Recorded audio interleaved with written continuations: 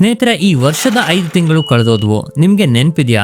ವರ್ಷ ಶುರುವಾದಾಗ ಬೆಳಗ್ಗೆ ಬೇಗ ಹೇಳ್ತೀನಿ, ಜಿಮ್ಗೆ ಹೋಗ್ತೀನಿ, ಹೊಸ ಸ್ಕಿಲ್ ಕಲಿತೀನಿ ಅಂತ ಏನೇನೋ ಪ್ಲಾನ್ ಮಾಡ್ಕೊಂಡಿದ್ರಿ. ಬಹುಶಃ ಹಿಂದೆನೂ ಹೀಗೆ ಮಾಡಿದ್ರಿ ಅನ್ಸುತ್ತೆ. ಆದ್ರೆ ಈಗಲೂ ನೀವು ಪ್ಲಾನ್ ಮಾಡಿದ್ದನ್ನೇ ಮಾಡ್ತಾ ಇದ್ದೀರಾ? ಬಹುತೇಕರು ಇಲ್ಲ ಅಂತಾರೆ ಅಲ್ವಾ? ಯಾಕಂದ್ರೆ ಇವೆಲ್ಲ ಮಾಡೋಕೆ ಬೇಕಾಗಿರೋದು ಶಿಸ್ತು, ಫೋಕಸ್, ಪ್ರತಿದಿನದ ಕಮಿಟ್ಮೆಂಟ್. ಇದು ಈಗಿನ ಗೊಂದಲಮಯ ಜಗತ್ತಿನಲ್ಲಿ ಸಿಗೋದು ತುಂಬಾನೇ ಕಷ್ಟ. ನಿಮ್ಮಲ್ಲಿ ತುಂಬಾ ಜನರಿಗೆ ಈಗ ಜೀವನ ಸರಿಯಾಗಿ ನಡೀತಾ ಇಲ್ಲ ಅಲ್ವಾ? ಅನಾರೋಗ್ಯನೋ, ದುಡ್ಡಿನ ವಿಚಾರನೋ, ಎಲ್ಲಾ ಕಡೆಯಿಂದ ಟೆನ್ಷನ್. ಜೀವನದಲ್ಲಿ ಏನೂ ಸರಿಯಾಗ್ತಿಲ್ಲ. ನಿಮ್ಮ ಲೈಫ್ ಹೇಗೆ ಇರ್ಲಿ, ಇನ್ನು ಮುಂದೆ ನಿಮ್ಮನ್ನ ನೀವೇ ಬದಲಾಯಿಸಿಕೊಳ್ಳೋ ಸಮಯ ಬಂದಿದೆ. ನಿಮ್ಮ ಜೀವನವನ್ನ ಮಾಂಕ್ ಮೋಡ್ಗೆ ತಿರುಗಿಸೋ ಸಮಯ ಬಂದಿದೆ. ಈಗ ಈ ಮಾಂಕ್ ಮೋಡ್ ಅಂದ್ರೆ ಏನು ಅಂತ ಗೊತ್ತಾ? ಮಾಂಕ್ ಅಂದ್ರೆ ಸನ್ಯಾಸಿ.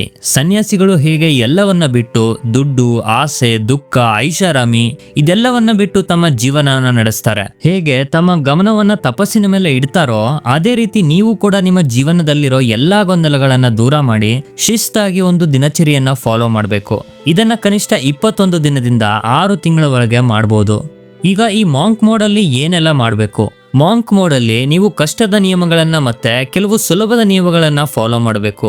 ಇವನ್ನ ನೀವು ಫಾಲೋ ಮಾಡಿದ ಮೇಲೆ ನಿಮ್ಮ ಜೀವನದಲ್ಲಿ ಎಂತಹ ಬದಲಾವಣೆಗಳು ಬರುತ್ತೆ ಅಂತ ನೀವು ಊಹೆನೂ ಮಾಡೋಕ್ಕಾಗೋದಿಲ್ಲ. ಹಾಗಾದ್ರೆ ಈ ಮಾಂಕ್ ಮೋಡ್ ದಿನಚರಿ ಹೇಗಿರಬೇಕು? ನಿಮ್ಮ ದಿನ ಬೆಳಗ್ಗೆ 7ರಿಂದ ಶುರುವಾಗುತ್ತೆ. ನಾನು ನಿಮಗೆ 3 ಅಥವಾ 4 ಗಂಟೆಗೆ ಏಳೋಕೆ ಹೇಳೋದಿಲ್ಲ. 5-6 ಗಂಟೆಗೆ ಎದ್ರೆ ಸಾಕು. ಆದ್ರೆ 8 ಅಥವಾ 9 ಗಂಟೆಗೆ ಏಳೋದು ಖಂಡಿತ ಆಗೋದಿಲ್ಲ. ನೀವು ಜೀವನದಲ್ಲಿ ಏನನ್ನಾದ್ರೂ ಮಾಡಬೇಕು ಅಂತ ಇದ್ರೆ ಮತ್ತು ಯಶಸ್ಸು ಬೇಕು ಅಂತ ಇದ್ರೆ ಈ 2 ವಿಷಯಗಳು ತುಂಬಾ ಮುಖ್ಯ. ಒಂದು ನಿಮ್ಮ ದೇಹ, ಇನ್ನೊಂದು ನಿಮ್ಮ ಮೆದುಳು. ದೇಹ ಮತ್ತು ಮೆದುಳು ಸರಿ ಇದ್ರೆ ಎಲ್ಲವೂ ಸರಿ ಇರುತ್ತೆ, ಇಲ್ಲ ಅಂದ್ರೆ ಎಲ್ಲವೂ ವೇಸ್ಟ್. ಬೆಳಗ್ಗೆ ಎದ್ದ ತಕ್ಷಣ ಯಶಸ್ವಿ ಜನರು ಈ 2 ಕೆಲಸವನ್ನ ಮಾಡ್ತಾರೆ. ಒಂದನೇದು ಮೆದುಳಿಗಾಗಿ 10 ನಿಮಿಷಗಳ ಕಾಲ ಧ್ಯಾನ, ಮೆಡಿಟೇಷನ್ ಅನ್ನ ಮಾಡ್ತಾರೆ. ಎರಡನೇದು ದೇಹಕ್ಕಾಗಿ ಕನಿಷ್ಠ 20 ನಿಮಿಷಗಳ ಕಾಲ ವ್ಯಾಯಾಮ, ಎಕ್ಸರ್ಸೈಸ್ ಅನ್ನ ಮಾಡ್ತಾರೆ. ಈ 2 ಕೆಲಸ ಮಾಡೋದು ದೊಡ್ಡ ವಿಷಯ ಅಲ್ಲ, ಆದ್ರೆ ಇದನ್ನ ಪ್ರತಿದಿನ ಮಾಡ್ತಾ ಇರೋದು ದೊಡ್ಡ ವಿಷಯ. ಪ್ರತಿದಿನ ಒಂದೇ ಕೆಲಸ ಮಾಡೋದು ನಿಮ್ಗೆ ಬೇಸರ ತರಿಸ್ಬೋದು, ಕಷ್ಟ ಅನಿಸ್ಬೋದು. ಆದ್ರೆ ನೆನಪಿರಲಿ, ಶ್ರೀಮಂತರಾಗೋದಕ್ಕೆ ಮತ್ತೆ ಶ್ರೀಮಂತರಾಗಿ ಉಳಿಯೋದಕ್ಕೆ ತುಂಬಾನೇ ವ್ಯತ್ಯಾಸ ಇದೆ. ಪ್ರತಿದಿನ ಇವೆರಡನ್ನ ಮಾಡೋಕೆ ನಿಮಗೆ ಬಹಳ ಶಿಸ್ತು ಬೇಕಾಗುತ್ತೆ. ಈಗ ಇದು ನಿಮ್ಮ ಗುರಿಗಳಿಗೆ ಹೇಗೆ ಸಂಬಂಧ ಅಂತ ನಿಮಗೆ ಅನ್ನಿಸ್ಬೋದು, ಆದ್ರೆ ಸಂಬಂಧ ಇದೆ. ಯಾಕಂದ್ರೆ ಮಾಂಕ್ ಮೋಡಲ್ಲಿ ನೀವು ದಿನವಿಡೀ ಗಮನ ಇಟ್ಟು ಕೆಲಸ ಮಾಡಬೇಕು. ಧ್ಯಾನ ನಿಮಗೆ ಗಮನ ಇಡೋಕೆ ಮತ್ತೆ ಶಾಂತವಾಗಿ ಇರೋಕೆ ಸಹಾಯ ಮಾಡುತ್ತೆ. ವ್ಯಾಯಾಮ ನೀವು ಚುರುಕಾಗಿರೋಕೆ ಮತ್ತು ಶಕ್ತಿಯಾಗಿ ಇರೋಕೆ ಸಹಾಯ ಮಾಡುತ್ತೆ. ಪ್ರತಿದಿನ ನೀವು 8 ಗಂಟೆ ಯಾವುದೇ ತೊಂದರೆ ಇಲ್ದಲೆ ಕೆಲಸ ಮಾಡಿ. 8 hours of deep work with no distraction. ಬೆಳಗಿನ ದಿನಚರಿ ಮುಗಿದ ಮೇಲೆ ಕೆಲಸ ಮಾಡುವ ಸರದಿ. ನಾನು 2 ಶ್ರೀಮಂತ ಜನರನ್ನ ನಿಲ್ಲಿಸಿದರೆ, ಒಬ್ಬರು ರತನ್ ಟಾಟಾ ಮತ್ತೆ ಇನ್ನೊಬ್ಬರು ಶ್ರೀಮಂತ ಗ್ಯಾಂಗ್ಸ್ಟರ್. ನೀವು ಯಾರನ್ನ ಆಯ್ಕೆ ಮಾಡ್ತೀರಾ? ಖಂಡಿತ ನೀವು ರತನ್ ಟಾಟಾವನ್ನೇ ಆಯ್ಕೆ ಮಾಡ್ತೀರಾ ಅಲ್ವಾ? ಯಾಕಂದ್ರೆ ನೀವು ಎಷ್ಟು ಹಣವನ್ನ ಸಂಪಾದಿಸ್ತೀರಾ ಅನ್ನೋದು ಮುಖ್ಯ ಅಲ್ಲ, ಅದನ್ನ ಹೇಗೆ ಸಂಪಾದಿಸ್ತೀರಾ ಅನ್ನೋದು ಮುಖ್ಯ. ಅದೇ ರೀತಿ ನೀವು ಎಷ್ಟು ಸಮಯ ಕೆಲಸ ಮಾಡ್ತೀರಿ ಅನ್ನೋದಕ್ಕಿಂತ ಆ ಕೆಲಸವನ್ನ ಎಷ್ಟು ಗಮನ ಇಟ್ಟು ಮಾಡ್ತೀರಿ ಅನ್ನೋದು ಮುಖ್ಯ. ಮಾಂಕ್ ಮೋಡಲ್ಲಿ ನೀವು ದಿನಕ್ಕೆ 8 ಗಂಟೆ ಕೆಲಸ ಮಾಡಬೇಕು. ಬರೀ ಕೆಲಸ ಮಾಡೋದಲ್ಲ, ಸಂಪೂರ್ಣ ಗಮನ ಇಟ್ಟು ಕೆಲಸ ಮಾಡಬೇಕು. ಗಮನ ಬರಬೇಕು ಅಂದ್ರೆ ನಿಮ್ಮ ಮನಸ್ಸು ಅನ್ಯ ವಿಚಾರಗಳಿಗೆ ಹೋಗಬಾರ್ದು. ಈ ಗೊಂದಲಗಳನ್ನ ಕಡಿಮೆ ಮಾಡೋಕೆ ನೀವು ಯಾವುದೇ ಸೋಷಿಯಲ್ ಮೀಡಿಯಾ ಆಪ್ ಅನ್ನ ಓಪನ್ ಮಾಡಬೇಡಿ. ಬೇರೆಯವರನ್ನ ಭೇಟಿ ಆಗಬೇಡಿ. ಓದ್ಬೇಕಿದ್ರೆ ಬರೀ ಓದಿ, ಕೆಲಸ ಮಾಡ್ಬೇಕಿದ್ರೆ ಬರೀ ಕೆಲಸ ಮಾಡಿ. ನೀವು ಧ್ಯಾನ ಇಟ್ಟು ಕೆಲಸ ಮಾಡೋಕೆ ನನ್ನ ಹತ್ರ ಒಂದು ಟಿಪ್ ಇದೆ ಮತ್ತು ನಾನು ಅದನ್ನೇ ಫಾಲೋ ಮಾಡ್ತೀನಿ. ಅದೇನಂದ್ರೆ ಡೀಪ್ ಫೋಕಸ್ ಮ್ಯೂಸಿಕ್ ಅನ್ನ ಬ್ಯಾಕ್ ಗ್ರೌಂಡ್ ಅಲ್ಲಿ ಆನ್ ಮಾಡ್ಕೊಳ್ಳಿ.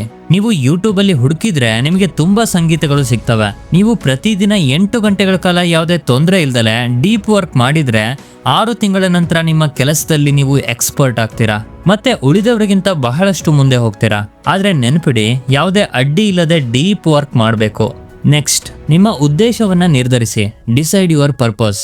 ಆದರೆ ಕೆಲವರ ಮನಸ್ಸಲ್ಲಿ ಒಂದು ಪ್ರಶ್ನೆ ಬರ್ಬೋದು, ನಮಗೆ ಕೆಲಸನೇ ಇಲ್ಲ, ನಾವು ಏನು ಮಾಡಬೇಕು ಅಂತ ನಮಗೆ ಗೊತ್ತಿಲ್ಲ, ಹಾಗಾದ್ರೆ ನಾವೇನ್ ಮಾಡೋದು? ಅದಕ್ಕಾಗಿ ನಮ್ಮ ಮುಂದಿನ ವಿಷಯ ಬರುತ್ತೆ, ನಿಮ್ಮ ಉದ್ದೇಶವನ್ನ ನಿರ್ಧರಿಸಿ.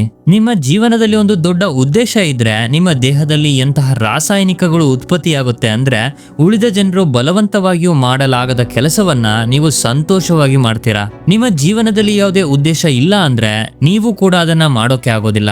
ನಿಮಗೆ ಎಲ್ಲಿ ಹೋಗಬೇಕು ಅಂತ ಗೊತ್ತಿಲ್ಲ ಅಂದ್ರೆ ಜೀವನ ನಿಮ್ಮನ್ನ ಎಲ್ಲಿ ಹೋಗಬಾರ್ದು ಅಲ್ಲಿಗೆ ಕರ್ಕೊಂಡು ಹೋಗುತ್ತೆ. ಯಾಕಂದ್ರೆ ನಿಮ್ಮ ಜೀವನದಲ್ಲಿ ಯಾವುದೇ ಉದ್ದೇಶ ಇಲ್ಲ ಅಂದ್ರೆ ನಿಮ್ಗೆ ತುಂಬಾ ಸಮಯ ಸಿಗುತ್ತೆ ಮತ್ತು ನೀವು ಅದನ್ನ ವೇಸ್ಟ್ ಮಾಡ್ಕೊಳ್ತೀರಾ. ಆ ಖಾಲಿತನವನ್ನ ತುಂಬೋಕೆ 95% ಜನರು ಕೆಟ್ಟ ಅಭ್ಯಾಸಗಳಿಗೆ ಒಳಗಾಗ್ತಾರೆ. ಅವರ ಜೀವನಕ್ಕೆ ಅರ್ಥವಿರೋದಿಲ್ಲ. ಅವರು ಬರೀ ಫೋನ್ ಸ್ಕ್ರೋಲ್ ಮಾಡ್ತಾರೆ ಮತ್ತೆ ತಮ್ಮ ಇಡೀ ಜೀವನವನ್ನ ಇದರಲ್ಲಿ ಹಾಳು ಮಾಡ್ಕೊಡ್ತಾರೆ. ಹಾಗಾಗಿ ನಿಮ್ಮ ಜೀವನದಲ್ಲಿ ಒಂದು ಗುರಿ ಬಂದ್ರೆ ನಾನು ಬರೆದು ಕೊಡ್ತೀನಿ, ನಿಮ್ಮ ಇಡೀ ಜೀವನನೇ ಬದಲಾಗುತ್ತೆ. ಯಾಕಂದ್ರೆ ನಿಮ್ಮ ಜೀವನದಲ್ಲಿ ಒಂದು ದೊಡ್ಡ ಉದ್ದೇಶ ಇದ್ರೆ ಕೆಲಸ ಮಾಡ್ಬೇಕಾಗಿಲ್ಲ, ಬದಲಾಗಿ ಕೆಲಸ ತಾನಾಗೆ ಆಗುತ್ತೆ. ಬೆಳಗ್ಗೆ ಬೇಗ ಏಳ್ಬೇಕಾಗಿಲ್ಲ, ಬದಲಾಗಿ ನೀವು ಬೇಗ ಏಳ್ತೀರಾ. ನಿಮ್ಮನ್ನ ನೀವು ನಿಯಂತ್ರಿಸಬೇಕಾಗಿಲ್ಲ, ನಿಯಂತ್ರಣ ತಾನಾಗೆ ಆಗುತ್ತೆ. ನಂತರ ಮನುಷ್ಯ ರಾತ್ರಿಗಾಗಿ ಕಾಯೋದಿಲ್ಲ, ಬದಲಿಗೆ ರಾತ್ರಿ ಆಗ್ತಾ ಇದ್ದಂಗೆ ಮುಂದಿನ ದಿನಕ್ಕೆ ಕಾಯ್ತಾ ಇರ್ತಾನೆ, ತನ್ನ ಕನಸುಗಳನ್ನ ನನಸು ಮಾಡೋದಕ್ಕೆ. ಜೀವನಕ್ಕೆ ಯಾವುದೇ ಉದ್ದೇಶ ಇಲ್ಲ ಅಂದ್ರೆ ಸಣ್ಣ ಪುಟ್ಟ ಕಷ್ಟಗಳು ದೊಡ್ಡದಾಗಿ ಕಾಣುತ್ತೆ, ಆದ್ರೆ ಉದ್ದೇಶ ಇದ್ರೆ ದೊಡ್ಡ ಕಷ್ಟಗಳು ಚಿಕ್ಕದಾಗಿ ಕಾಣಿಸುತ್ತೆ. ಆಗ ಆಲಸ್ಯ ಬರೋದಿಲ್ಲ, ಬದಲಿಗೆ ಎನರ್ಜಿ ಬರುತ್ತೆ. ಶಿಸ್ತು ಒತ್ತಾಯವಲ್ಲ, ಬದಲಿಗೆ ಅಗತ್ಯ ಅಂತ ಅನ್ಸುತ್ತೆ. ನಂತರ ಕೆಲಸ ಮಾಡೋ ಪ್ರಕ್ರಿಯೆ ನೋವಿನಿಂದ ಕೂಡಿರೋದಿಲ್ಲ, ಖುಷಿಯಾಗಿರುತ್ತೆ. ನಾನು ಇಲ್ಲಿ ಸಣ್ಣ ಪುಟ್ಟ ಗುರಿಗಳ ಬಗ್ಗೆ ಮಾತಾಡ್ತಾ ಇಲ್ಲ, ನಾನು ದೊಡ್ಡ ಉದ್ದೇಶದ ಬಗ್ಗೆ ಮಾತಾಡ್ತಾ ಇದ್ದೀನಿ. ಯಾಕಂದ್ರೆ ಒಂದು ದೊಡ್ಡ ಉದ್ದೇಶನೇ ಮನುಷ್ಯನನ್ನ ಮಹಾನ್ ಮಾಡೋದು. ನಿಮ್ಮ ಜೀವನದಲ್ಲಿ ಒಂದು ದೊಡ್ಡ ಗುರಿ ಇರಲೇಬೇಕು. ನೆಕ್ಸ್ಟ್, ಪುಸ್ತಕಗಳನ್ನ ಓದಿ, ರೀಡ್ ಬುಕ್ಸ್. ನಾನು ನಿಮಗೆ ಒಂದು ಇಂಟ್ರೆಸ್ಟಿಂಗ್ ವಿಷಯವನ್ನ ಹೇಳ್ತೀನಿ. ಜಗತ್ತಿನಲ್ಲಿ ಕೇವಲ 3% ಜನರು ಮಾತ್ರ ಸ್ಪಷ್ಟವಾಗಿ ಗುರಿಗಳನ್ನ ಹೊಂದಿದ್ದಾರೆ. ಅವರಲ್ಲಿ ಕೇವಲ 1% ಜನರು ಮಾತ್ರ ಪ್ರತಿದಿನ ತಮ್ಮ ಗುರಿಗಳ ಮೇಲೆ ಕೆಲಸ ಮಾಡ್ತಾರೆ. ನೀವು ಇದನ್ನ ಮಾಡ್ತಾ ಇದ್ರೆ ನೀವು ಕೂಡ ಟಾಪ್ 1% ಜನರ ಪಟ್ಟಿಯಲ್ಲಿ ಬರ್ತೀರಾ. ಇದರ ನಂತರ ನಿಮಗೆ ಇಷ್ಟ ಇದ್ರೆ ಇನ್ನೊಂದು ವಿಷಯವನ್ನ ಸೇರಿಸಬಹುದು. ಅದು ಏನಂದ್ರೆ ಮಹಾನ್ ಜನರ ಬಯೋಗ್ರಫಿಯನ್ನ ಓದೋದು. ನೀವು ಇದನ್ನ ಬೆಳಗ್ಗೆ ಎದ್ದ ತಕ್ಷಣ ಅಥವಾ ರಾತ್ರಿ ಮಲಗಬೇಕಾದ್ರೆ ಯಾವಾಗ ನಿಮಗೆ ಟೈಮ್ ಸಿಗುತ್ತೋ ಆಗ ಮಾಡಬಹುದು. ಸ್ನೇಹಿತರೆ, ನಿಮಗೆ ಒಂದು ಇಂಟ್ರೆಸ್ಟಿಂಗ್ ವಿಷಯ ಹೇಳ್ತೀನಿ. ನಾವು ಯಾವ ವಿಷಯವನ್ನ ಕೇಳಿಸ್ಕೊತೀವೋ ಅದು ನಮ್ಮ ತಲೆಯಲ್ಲಿ 10 ನಿಮಿಷಗಳ ಕಾಲ ಮಾತ್ರ ಇರುತ್ತೆ. ಆದ್ರೆ ನಾವು ಅದನ್ನ ಸ್ವತಃ ಓದಿದಾಗ ಕನಿಷ್ಠ 20 ರಿಂದ 25 ನಿಮಿಷ ಅದು ನಮ್ಮ ತಲೆಯಲ್ಲಿ ಇರುತ್ತೆ. ಆ ಸಮಯದಲ್ಲಿ ನಾವು ಆ ವಿಷಯವನ್ನ ಆಳವಾಗಿ ಅರ್ಥ ಮಾಡ್ಕೊಳ್ತೇವೆ, ಅದನ್ನ ಫೀಲ್ ಮಾಡ್ತೇವೆ. ಆದ್ದರಿಂದಾನೇ ನಾನು ನಿಮಗೆ ಪುಸ್ತಕಗಳನ್ನ ಓದೋಕೆ ಹೇಳಿದ್ದು. ಈ ದಿನಚರಿಯನ್ನ ನೀವು 3 ರಿಂದ 6 ತಿಂಗಳವರೆಗೆ ಅಥವಾ ಕನಿಷ್ಠ 21 ದಿನದವರೆಗೆ ಸಂಪೂರ್ಣ ಶಿಸ್ತಿನಿಂದ ಫಾಲೋ ಮಾಡಬೇಕು.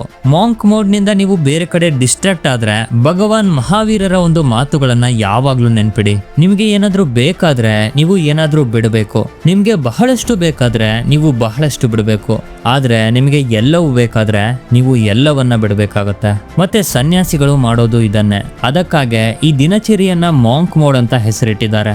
ನೀವು ಇದನ್ನ 3 ರಿಂದ 6 ತಿಂಗಳ ಕಾಲ ಶಿಸ್ತಿನಿಂದ ಫಾಲೋ ಮಾಡಿದ್ರೆ ಜಗತ್ತಿನ ಟಾಪ್ 1% ಅಲ್ಲಿ ಇರ್ತೀರಾ. ಮತ್ತೆ ಜಗತ್ತಿನಲ್ಲಿ ಯಾರು ಮಾಡೋಕ್ಕಾಗದ ಕೆಲಸವನ್ನ ಮಾಡಿ ತೋರಿಸ್ತೀರಾ. ಒಂದು ಕೊನೆಯ ಮಾತು, ಇದೆಲ್ಲ ಹೇಳೋಕೆ ಕೇಳೋಕೆ ಯೋಚಿಸೋಕೆ ಬಹಳ ಈಸಿ ಅನ್ಸುತ್ತೆ, ಆದ್ರೆ ಇದನ್ನ ಫಾಲೋ ಮಾಡೋಕೆ ಮನಸ್ಸಿಗೆ ಬಹಳ ಕಷ್ಟ ಆಗುತ್ತೆ.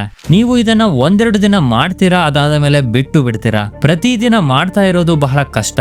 ಅಂತಹ ಪರಿಸ್ಥಿತಿಯಲ್ಲಿ ನಿಮ್ಗೆ ಈ ವಿಡಿಯೋ ತುಂಬಾನೇ ಸಹಾಯ ಆಗುತ್ತೆ. ಅದಕ್ಕೋಸ್ಕರ ಇದನ್ನ ಲೈಕ್ ಮಾಡಿ ಮತ್ತು ನಿಮ್ಮ ಸ್ನೇಹಿತರಿಗೂ ಶೇರ್ ಮಾಡಿ. ಜೊತೆಗೆ ನಮ್ಮ ಚಾನೆಲ್ ಅನ್ನ ಸಬ್ಸ್ಕ್ರೈಬ್ ಮಾಡಿ ಇಟ್ಕೊಳ್ಳಿ.